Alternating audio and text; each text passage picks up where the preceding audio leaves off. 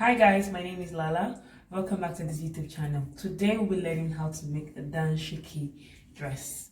Please don't forget to subscribe to our YouTube channel, give this video a thumbs up, and feel free to share to your friends. So let's get started. So guys, you're going to be needing your pattern paper for this tutorial, and you have to fold the pattern paper into two. Now this is the edge of my fold, and we are going to be starting with the back pattern. Yes, so on the shoulder line, which is here, I'm going to mark half of my across back measurement, or your shoulder measurement, half of it, and you mark it. Then from that point, you're going to mark your sleeve length. I'm working with 6 inches. You can increase it if you want to. So after you've done that, you now measure the total length, everything together. Okay, you take note of what you've measured. So I think I have about 14 inches here. Then of course you measure the length of the dress you're working with. So I'm working with 36 inches and I've already added my seam allowance. Okay, now on the hemline, I'm going to mark the same thing I marked at the top on the shoulder line. Okay, so this is 14 inches. I hope we're clear. Now next thing, you want to mark your you want to draw the chest line. How do you get the chest line? Half of your armhole circumference will give you the distance from the shoulder to the chest line, but you want to add extra 2 or 3 inches to that because this is a free dress. So if my armhole circumference, half of it is 9, I'll just add 3, making 12. So my chest line, the distance from my shoulder to chest line will be 12 inches. Okay, so I'll just draw a line to indicate my chest line like this. Okay, so the same thing I marked on the shoulder line and on the hemline, I'm going to be marking the same thing on the chest line. So I'll just mark that. So I think I marked 14 inches. I'm going to mark the same thing on the chest line. Okay, like so. So this is 14. Okay, good. Now I'm going to draw a broken line connecting my shoulder to the chest line. This is not my original sleeve opening, it's just a guideline. Now for the sleeve opening, you don't want it looking all straight, okay? You want to just give it a very slight slant. So what I'm going to do now is I'm going to mark 1 inch, inwards from this broken line. I'll just mark 1 inch. You can do 2 inch, 1.5 inch. It actually depends on what you want. So I'll just mark 1 inch. So this is 1 inch, like so.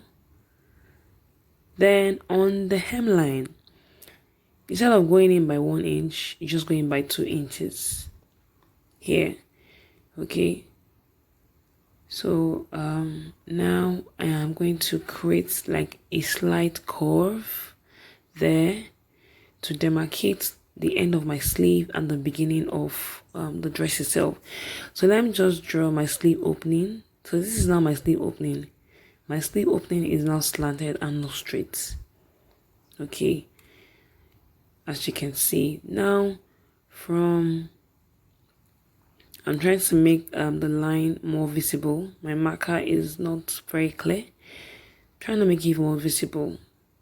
Okay, so like I said, I'm trying to create a curve. Now I am going to mark 1 inch away from that point to serve as a guide to draw my curve, okay, from the sleeve opening. Now with my pattern master, I'll just draw a slight curve like this, okay.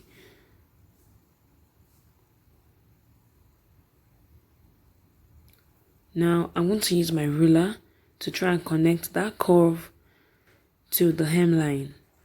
Okay, remember the 2 inches that we marked on the hemline. So I'll just try to connect it like this.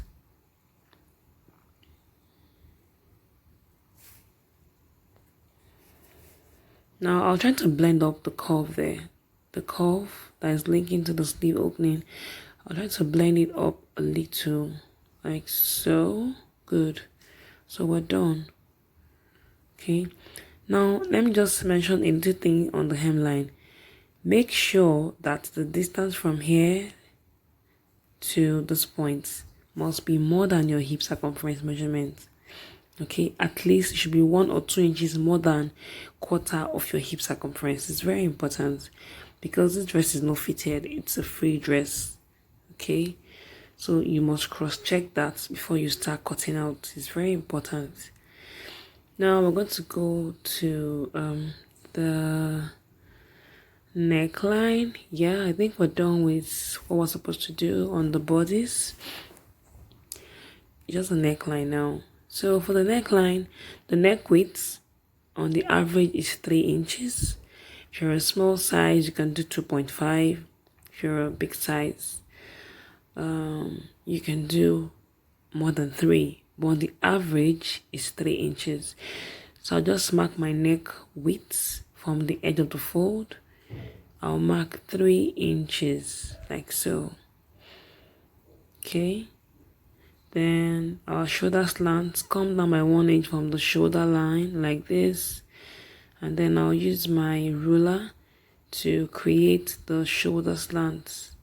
So don't forget, my neck width is 3 inches, shoulder slant is 1 inch. So I'll just connect it together. So don't forget I told us that we're drafting the back first. Okay, so here, my shoulder slants. Okay, so I'm just cross-checking if everything is fine. Alright, so for the neck depth for the back, 1 inch is fine. 1 inch is just fine.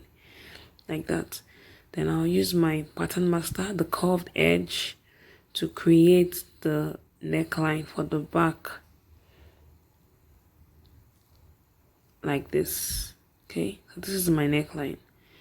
Okay, so I think we are done. I'm just trying to check if we're supposed to do any other thing. I think we're done. So now I'm going to cut off the back. Like I said, this is the back. We're going to change it to the front pattern later. So I'm just cutting out the shoulder slants and any excess we have. And I have not added any seam allowance except the hemline of the dress. I didn't add any seam allowance yet. So if you like, you can add seam allowance to the pattern before you cut it out. It's fine, whichever works for you. But I always prefer to add seam allowance to my fabric. Yeah, so this is my back pattern. Okay, I'll go ahead and fold my fabric and then show us. Okay, so this is my back pattern. I've already folded my fabric and this is it. So I added ½ inch allowance to okay, this is the front basically. So the front, for the neck depth of the front, I used 4. You can use 3, but I didn't want it to choke my neck, so I used 4. Now I add seam allowance to the neckline, the shoulder slant. Okay, so yeah, this is the front, the shoulder slant, the sleeve opening, and then the side seam. You add 1 inch all the way down. Okay, I've already added allowance to my hemline when I was drafting the pattern. Okay, so basically neck depth for the front is 4, for the back is 1 inch. Now this is my back. You have to cut out facing for the back. Can you see? So your facing is just like your lining, it's just shorter. Okay, so the facing I used about 14 inches for the length. Yeah, for the length of the facing, and then the width, I think about 8 inches is fine. So that's for the back. Okay, right, so I'll just sew just the neckline for the back. Then for the front is the same thing. Okay, for the front you also need to cut out the facing. You're not using bias tape. You're going to cut out, like I said, your facing is just like your lining. It's just a smaller version. Okay, so this is the neckline. Okay, then make sure you add interfacing to the facing. can be gum stay or paper stay or stay. It's going to give the neckline stability. It's very important. Okay, so you're adding interfacing to both the facing and the main fabric itself. So I'll go ahead and sew the neckline. Okay, so this is the front. I have joined the facing and the main dress itself at the neckline. Okay, like so. And then I've also joined the facing for the back too. This is my back. I've just done the neckline. Okay, then this is my center front. I use the marker to indicate that. Okay, we want to create a little vent at the front. Already we came down by 4 inches for the neck depth. That's for the front. We're still going to come down a little. Now I've already folded my fabric into 2. This is the front, please. Okay, so I'll just come down by another 4 inch. Okay, so altogether my neck depth for the front is 8 inches.